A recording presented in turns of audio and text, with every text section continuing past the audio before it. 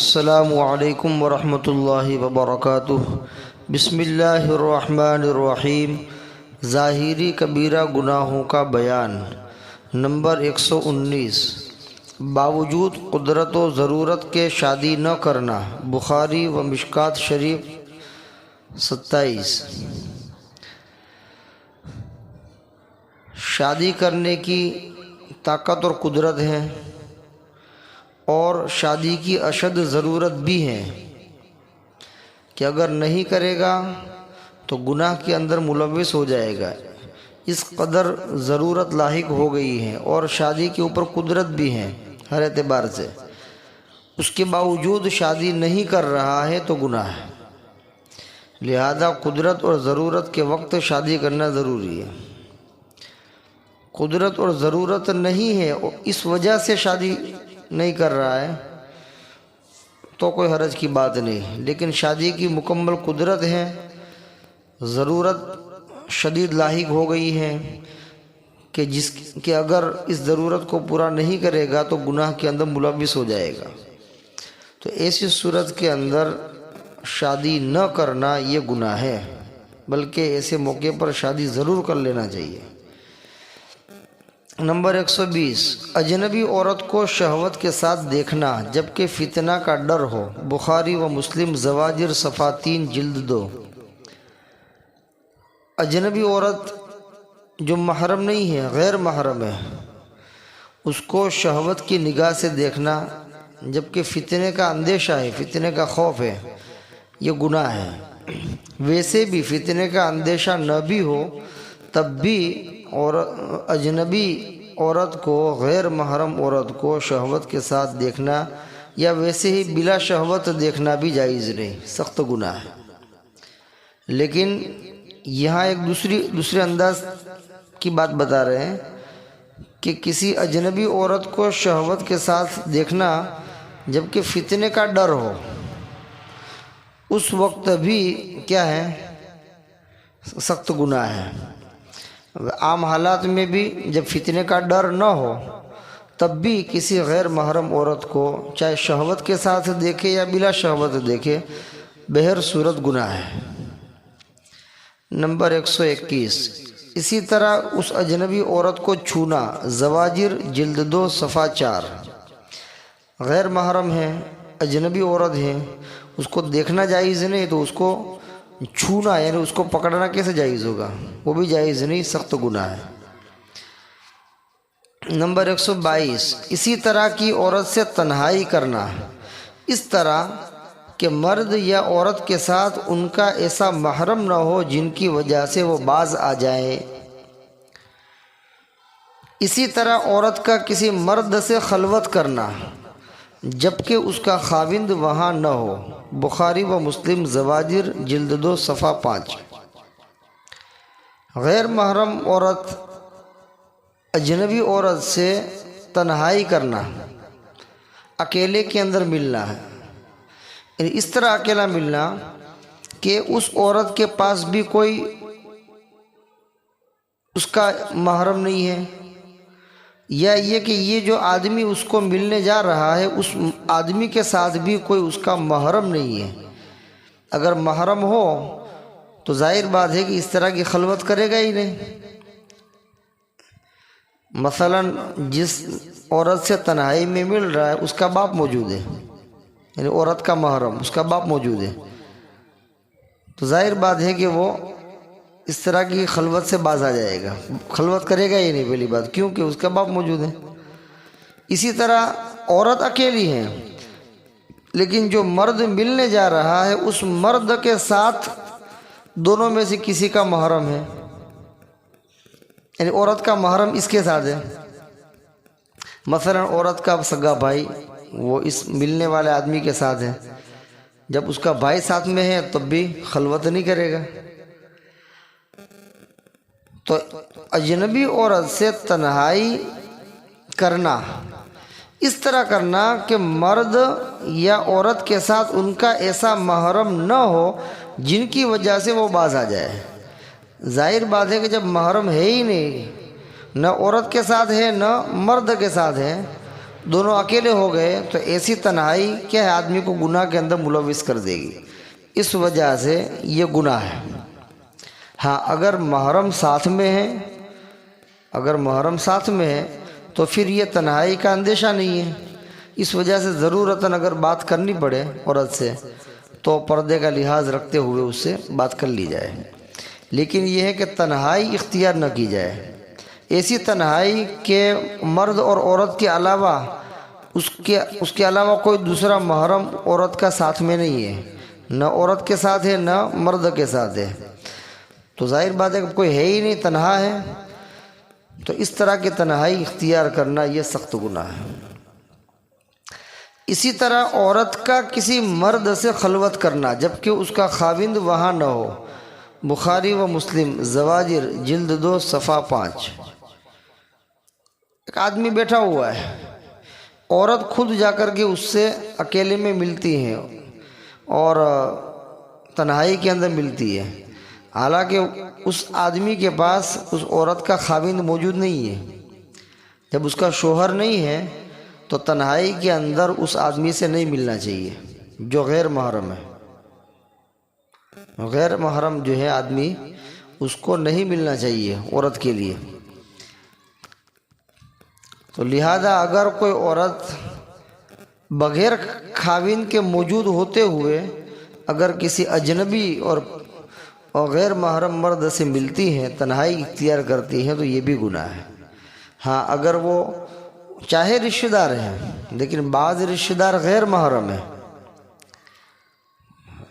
قریبی رشتہ دار ہے لیکن غیر محرم ہے، جیسے کہ چچا زاد لڑکا ہے، چچا زاد بھائی، خالہ زاد بھائی، ماموں زاد بھائی، یہ سب کیا ہے؟ رشتہ داری ہے کہ ماما کے لڑکے ہیں، پھوپھی کے لڑکے ہیں، چچا کے لڑکے ہیں، رشتہ داری ہیں لیکن غیر محرم ہے۔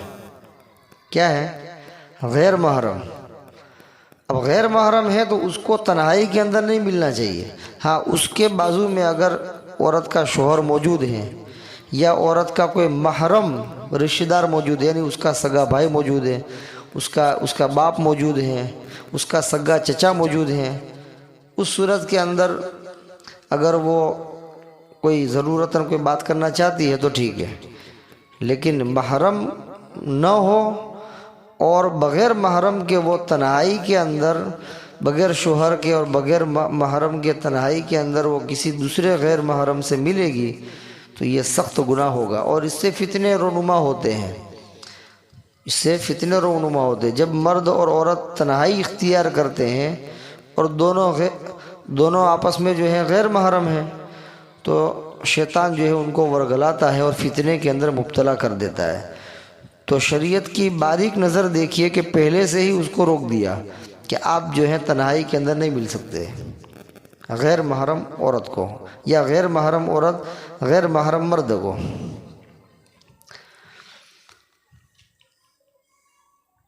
اس کا خاص لحاظ رکھنا چاہیے۔ آج کے معاشرے میں اس طرح ملنا جلنا بہت ہوتا ہے، سمجھتے ہیں کہ بہت قریبی رشتہ دار ہیں، یہ ہیں وہ ہیں، تو بے تحاشا ملتے ہیں، تنہائیوں میں بھی ملتے ہیں، سب کے سامنے بھی ملتے ہیں، سفر حضر کے اندر بھی اس طرح ہوتا ہے، ساتھ میں رہنا یہ وہ، تو اور اس کو گناہ بھی نہیں سمجھتے ہیں، حالانکہ جو غیر محرم ہے چاہے وہ رشتہ دار ہی کیوں نہ ہو، اس سے جو ہے ضرورت کے بغیر بات نہیں کرنا چاہیے، اور اس کے ساتھ جو ہے تنہائی کے اندر کسی طرح کی کوئی تنہائی اختیار نہیں کرنی چاہیے۔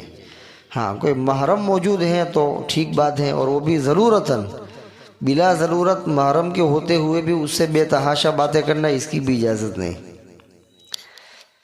لیکن آج کل تو اس کو کوئی معیوب ہی نہیں سمجھتا ہے، اور پھر کیا ہوتا ہے کہ پھر بہت سی مرتبہ زنا کا ارتکاب ہوتا ہے، فتنے رونما ہو جاتے ہیں، معاشرے کے اندر خلبلی مچ جاتی ہے، فساد پھیل جاتا ہے، ایک دوسرے خاندان کے درمیان نفرتوں کا ماحول پیدا ہو جاتا ہے۔ تو یہ کیوں ہوا؟ کہ شریعت کے حکم کی خلاف ورزی کرنے کی صورت کی وجہ سے ہوا۔ اللہ تبارک و تعالیٰ اس سے جو ہے ہر ایک کی حفاظت فرمائے۔ نمبر 123، بے ریش لڑکے کو شہوت سے دیکھنا، اسی طرح اس کو شہوت سے چھونا، اسی طرح اس کے ساتھ تنہائی کرنا، جبکہ کوئی اور ایسا شخص اس کے پاس نہ ہو جس کے ہوتے ہوئے یہ حرکت نہ کر سکتا ہو۔ زواجر جلد 2 صفحہ 5 سے 7۔ نمبر 124، غیبت کرنا۔ غیبت سننے پر راضی ہو کر اور اس کو درست مان کر خاموش ہونا۔ سورہ حجرات آیت 12، زواجر جلد 2 صفحہ 10۔ بحوالہ اپنے ایمان و اعمال کی حفاظت کیجیے، صفحہ 151 152۔ غیبت کرنا بہت بڑا گناہ ہے، اور قرآن کریم کے اندر جو ہے اس کی سنگینی کو بیان کیا گیا ہے۔ وَلَا يَغْتَبْ بَعْضُكُمْ بَعْضًا، تم میں سے کوئی کسی کی غیبت نہ کرے۔ اور غیبت کرنے کیسا ہے؟ جیسے کہ اپنے مرے ہوئے بھائی کے گوشت کو کھانا، اتنا سنگین گناہ۔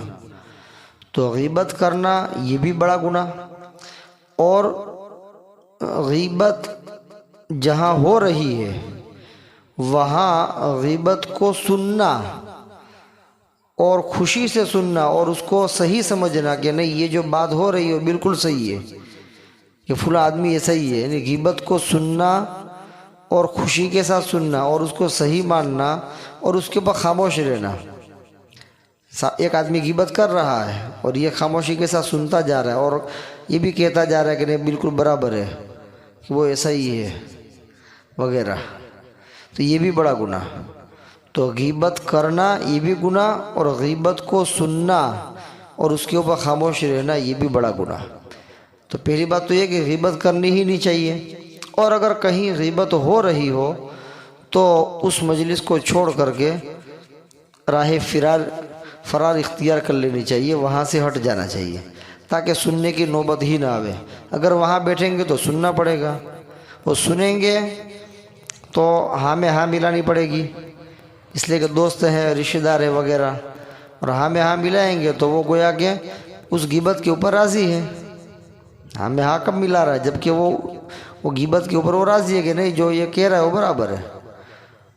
تو جس طرح غیبت کرنے والا گناہ میں مبتلا ہوگا، اسی طرح یہ غیبت سننے والا بھی گناہ میں مبتلا ہوگا، اور ہو رہا ہے۔ غیبت عام ہو گئی ہے، عام ہو گئی ہے، عوام میں، خواص میں، ہر جگہ۔ اللہ تعالیٰ حفاظت فرمائے۔ اپنی زبان کو جتنا ہو سکے لگام دینا چاہیے، جتنا ہو سکے خاموشی اختیار کر لینی چاہیے، لیکن غیبت سے حتی الامکان بچنا چاہیے، پوری کوشش کرنی چاہیے۔ اگر ہو جاوے تو اللہ سے معافی مانگ لینی چاہیے، اور اس سے بچنے کی جو ہے پوری جو ہے فکر کرنی چاہیے۔ جب آدمی غیبت سے بچ جائے گا تو اس کے دل میں کسی کی کدورت نہیں آئے گی۔ اب غیبت کرنا مطلب یہ ہے کہ کسی کے بارے میں کوئی حسد بغض اس کے دل میں چھپا ہوا ہے، تبھی تو غیبت کر رہا ہے۔ لیکن ایک آدمی غیبت سے بچتا ہے تو آہستہ آہستہ پھر اس کا دل اللہ ایسا کر دیتے ہیں کہ وہ کسی کی نفرت، کسی کا حسد، کسی کا بغض اس کے دل میں آتا ہی نہیں ہے۔ دنیا کو جو کرنا ہو کرے، ہمیں تو اپنا کام کرنا ہے، اللہ راضی ہو جاوے اس طرح کام کرنا ہے، اس طرح آدمی سوچتا ہے پھر۔ لیکن جب یہ بات غیبت کی عادت ہو جاتی ہے تو پھر وہ اسی کام میں لگا رہتا ہے۔ جب دیکھو تب، جب تھوڑا وقت ملا شروع کیا، فلاں ایسا فلاں ایسا، وہ ایسی وہ ایسے ہی شروع۔ اس سے فائدہ کچھ بھی نہیں ہے، جو نیکیاں ہیں وہ بھی ختم ہو جائے گی، اور گناہ اتنا بڑا ہوگا کہ جس کا ہم تصور نہیں کر سکتے، اتنا بڑا گناہ، بہت بڑا گناہ۔ اللہ تبارک و تعالی ان تمام کبیرہ گناہوں سے ہماری حفاظت فرمائے، اور خاص طور پر غیبت سے کرنے سے اور غیبت سننے سے اللہ پاک ہم سب کی حفاظت فرمائے۔ ہماری زبان کو اللہ تبارک و تعالی قابو میں کر دیں، اور کسی کے بارے میں برا سوچنے سے، برا بولنے سے، اور برائی کے اوپر کسی کو آمادہ کرنے سے اللہ تعالی ہم سب کی حفاظت فرمائے۔ وما علینا الا البلاغ۔ السلام علیکم ورحمۃ اللہ وبرکاتہ۔